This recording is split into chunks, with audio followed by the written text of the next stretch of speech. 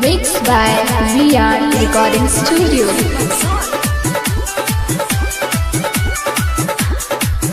रोजा करेलू बवाल हो चमार जी के माल हो चमार जी के माल हो रोजा करेलू बवाल हो चमार जी के माल हो जब कमर हिलावेलू काहे लहंगा उठावेलू खाला ढोरिया तोहार हो तू चौहान जी के माल हो रोजा करेलू बवाल हो तू चमार जी के माल हो चमार जी के माल हो चमार जी के माल हो चमार जी के माल हो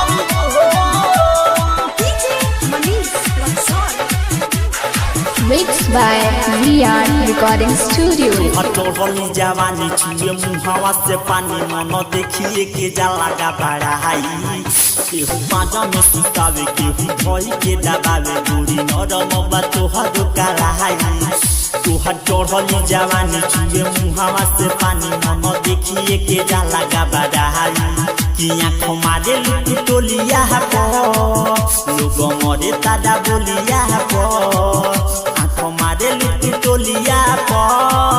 लोग मरे तारा बोलिया सब लई कवन के जान हो तू चमार जी के माल हो रोजा करेलू बवाल हो तू चौहान जी के माल हो चमार जी के माल हो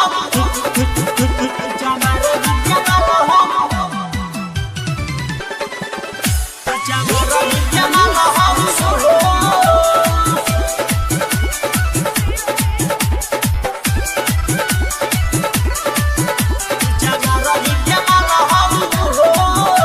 राजा काहे दे तो बारू साजा सोनी मनी सके दोना छिखाई कहे अमित आनंद जिंगी कही देलू झंड तोड़ा चलते खाता अशोक दवाई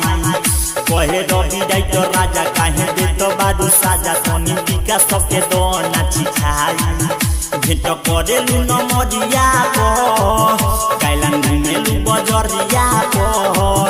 भेट करेलू न मरिया एक माँ घुमेलू बजरिया तोर कौन होइया भतार होई हो तू चमार जी के माल हो